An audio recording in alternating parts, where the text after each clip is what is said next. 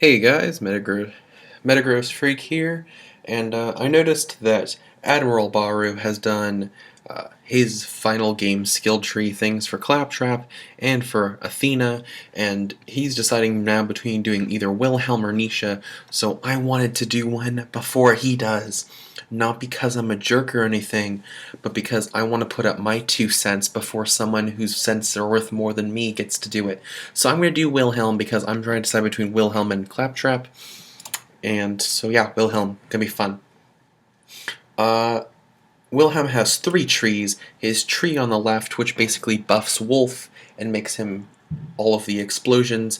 His tree on the right, which buffs Saint and basically makes him all of the defense. And tree in the middle, which basically makes him a walking tank.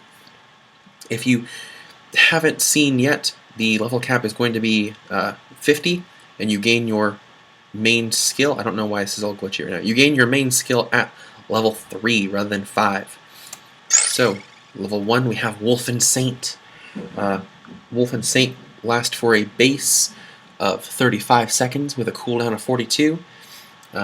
Wolf does a damn good amount of damage, and Saint heals 2.5% of your max health every second. Most of this is pretty much just a rehash of what we've seen, but I'm gonna do it. First, I'm gonna start with Cyber. I'm planning on starting with Cyber Commando. I don't really know how good lasers are gonna be, but for the time being, I kind of like the idea of having max health and shield capacity more than just buffing one type of weapon. Because it doesn't matter what type of weapon I'm using, shields and health are universal. Meanwhile, laser is a specific type of weapon. That's really loud, I'm sorry. Same kind of thing goes with the tier 2.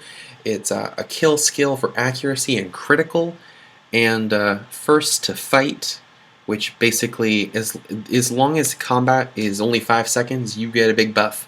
Between these two, I'm really kind of bad at getting crits because I don't really aim that well. I just kind of spray and pray, and accuracy really doesn't make a big difference unless you are sniping. If you played using Gauge, you'll know that having a 10% accuracy decrease really doesn't do anything.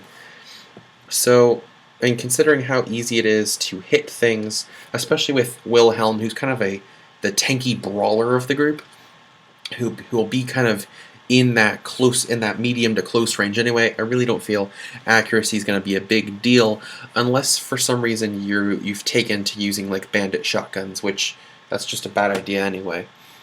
So first to fight, doing tons of gun damage as long as if you go a certain amount of time without fighting.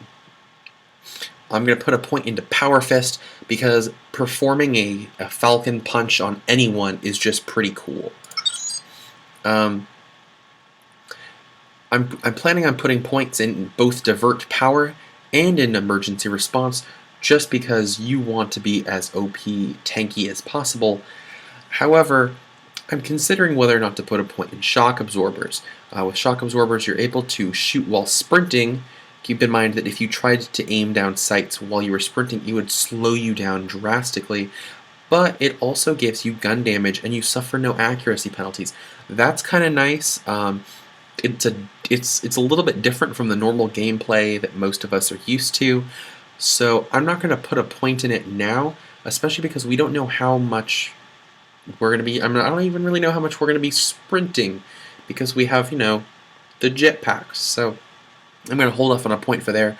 But if there's an extra point or two at the end available, I'll definitely put one in there because it seems like a good ability, especially because it gives 20% gun damage. But we'll wait. Divert's power is awesome because when you have no shield and low health, by low health that means under 30%. You gain by taking damage, you gain massive shield regeneration and damage resistance. Assuming this is linear rather than logarithmic or exponential, that 83.3 damage resistance will protect you from most damage, and you'll recharge 100% of your shield in a matter of moments, which over 3 seconds, that's a third of your shield for 3 seconds. That's amazing. That's like that's as if you had like a Tediore shield right there, which is just amazing. So the things we have to go now are Gun Show, which is kind of like Axton's, like, I don't remember what it was called because no one used Axton's middle tree. It's like the thing where Axton just increases everything. There's also Emergency Response, which I like the most, and then there's the Meteor Slam. From what I've seen, the Butt Stomp, or Ground Pound, or whatever we're calling it, has a good radius on its own. It's used more for utility, so I don't know if you want it. Again, if that's more of if you have extra points, go ahead and put it in. I don't know if they're going to raise the level cap for pre-sequel. If they do, I might consider putting points in that. Or I might just try to go down the Hunter-Killer tree. I don't know. But for right now, I'm going to put points in Emergency Response, because extra reload, extra fire rate are always good. And this procs with Divert Power, because once your shield goes down, you'll have all this extra fire rate and reload speed, and then it's like, oh, just in case that's not enough, boom, shield power. Finally, Vengeance Cannon. I've been seeing people on in videos like Gothalion and Morning After Kill and Admiral Bahroo saying that they didn't really use Vengeance Cannon that much, but keep in mind that Vengeance Cannon goes together with Emergency Response activating when your shields are depleted, and they have that cooldown. I'm just thinking in my brain, oh no, my shield goes down, now I'm shooting lasers, and I'm also shooting ridiculously fast. So just in case my health gets too low, however, my shield will completely refill itself, which is awesome. Just based on the abilities in the Cyber Commando tree, I really don't see myself dying that much. However, I'm still going to go into Dreadnought because I like the one-pointers better. That's just my personal opinion. If you want to put your 25 remaining points in Hunter-Killer, that's perfectly okay. However, for the remainder of this video, I'm going to talk about Dreadnought. You have, of course, your normal flat cooldown. You have Fortify.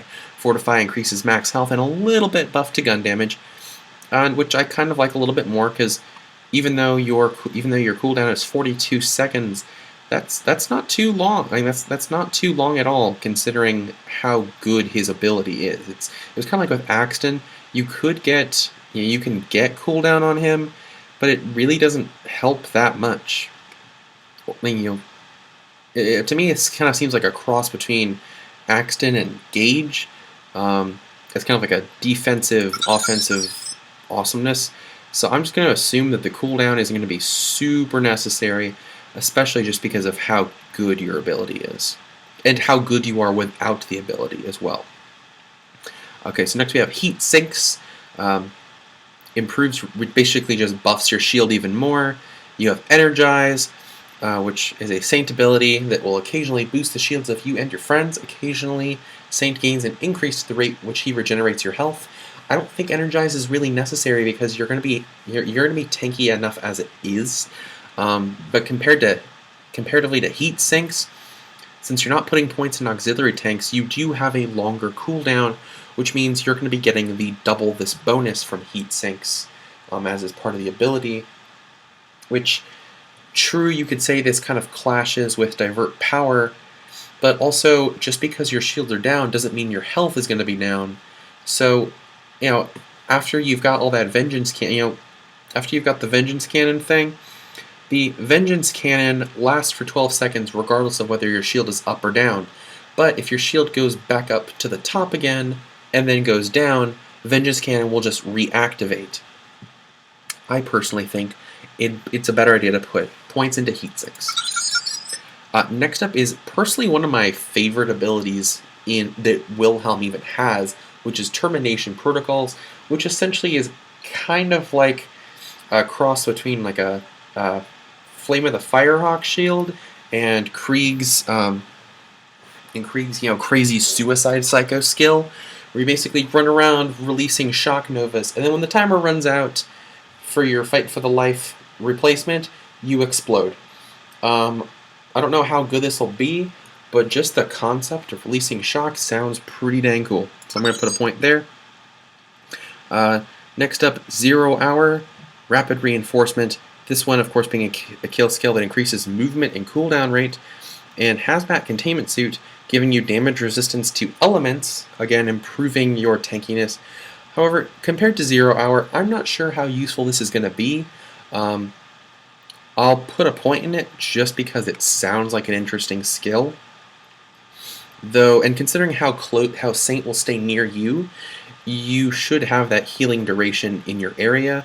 With the 1 point, you gain 8% of your max health per second for 12 seconds as long as you're in that zone, which, is still 96% of your health. Assuming you're not dead, you'll basically get full health as long as you're in this zone. This sounds like a pretty good idea, especially when you compare that with Hazmat Containment System and with Divert Power, because you'll be taking less damage from the elements, significant damage resistance, because you'll have 50% elemental resistance and 83.3% damage resistance, meaning not only are you going to be healing rapidly after killing an opponent, but you'll be taking so little damage that, in addition to that heal, as soon as you get that kill, your shield's going to buff back up too. To me, just the 3 abilities of Emergency Response, Divert Power, and 0 Hour alone just sound like you're basically unkillable, which is awesome. Next, you have Hard to Kill and Kinetic Armor. Hard to Kill is whenever you're shot or struck by an enemy, you gain a stack of Hard to Kill, reducing all damage received. All stacks removed after a few seconds of taking no damage. You're going to have, assuming it's linear like Borderlands 1, you're going to have enough damage resistance as is. If it's more logarithmic / exponential like Borderlands 2, what is this going to be? The extra damage resistance isn't going to make it too much of a difference because of how amazing your shields are. But oh well. Kinetic Armor, though, increases your max health, and additionally, close range attackers have a chance to be struck by explosive feedback.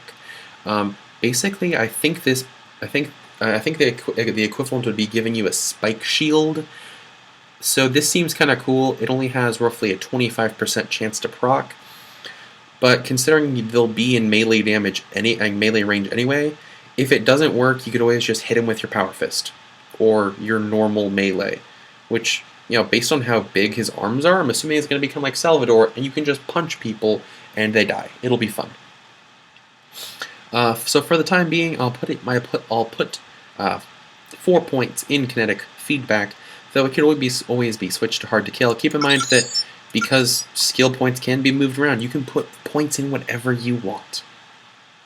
Lastly, Overcharge is a Saint ability that when you summon it, Saint will give you a massive energy wave, which will overcharge you, giving you movement speed, reload speed, fire rate, ammo regen. Ammo regen is just the idea of ammo regen makes me happy, because Salvador was like the only character who had ammo regen, unless you had a absorption shield, one of the ammo shields. So I don't know, that's kind of cool.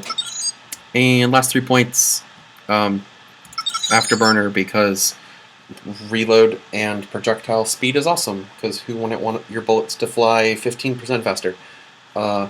That's it. Sorry, Admiral Bahroo, I had to post a video before you did. Until next time, it's been a Gross Freak, and have a nice day. Bye!